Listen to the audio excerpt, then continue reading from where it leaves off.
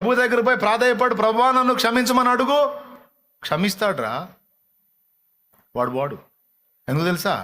అప్పటిదాకా వాడిని శోధించిన దెయ్యాల్లో సైతానుగాడు ఉన్నారు కదా, మొత్తం రౌండ్ వేసి నిరపరాధి రక్తమని అప్పగించిన దుర్మార్గుడివిరా నువ్వు ద్రోహివిరా, గురుద్రోహివిరా, నీలాంటి నీచుడు ఉంటాడంట్రా, నీలాంటి వాడి పాపానికి మిష ఉందంట్రా, నీకు క్షమాపణ ఉందంట్రా, నిన్ను ఒప్పుకుంటాడంట్రా, నిన్ను దేవుడు కూడా క్షమించడరా, నీచుడా, నికృష్టుడా, దౌర్భాగ్యుడా, దుర్మార్గుడా, పాపి పాపి పాపి.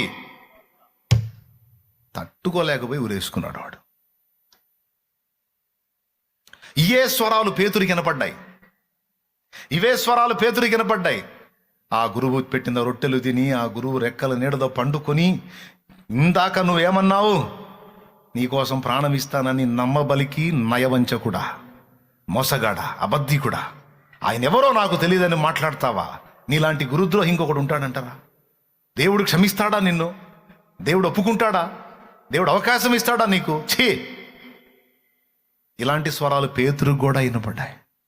నీ వల్ల తొట్టుపాటు జరిగినప్పుడు ఏ స్వరాలు నీకు కూడా వినపడతాయి. నీలాంటి రోత మనిషి ఇంకొకటి ఉండదు, నీలాంటి అసహ్యురాలు ఇంకొకటి ఉండదు, నీ మనసు నీకే చెబుతుంటుంది. నీలాంటి చీదర ఇంకొకళ్ళు ఉండరు, నీలాంటి చీదరోడు ఇంకొకడు ఉండడు, నీలాంటి రోతోడు ఇంకొకడు ఉండడు, నీలాంటి గలీజోడు ఇంకొకడు ఉండడు అని నీ మనసు నీకే చెబుతుంటుంది. ఏ స్వరాలు? ఇవే స్వరాలు పేతురికి వినపడ్డప్పుడు పేతురు ఏమన్నాడో తెలుసా? ఆపండి, మీ పనికి మాలిన మాటలు ఆపండి. అవును, నేను అపనమ్మకస్తున్నే, కానీ నా ప్రభు నమ్మదగినవాడు.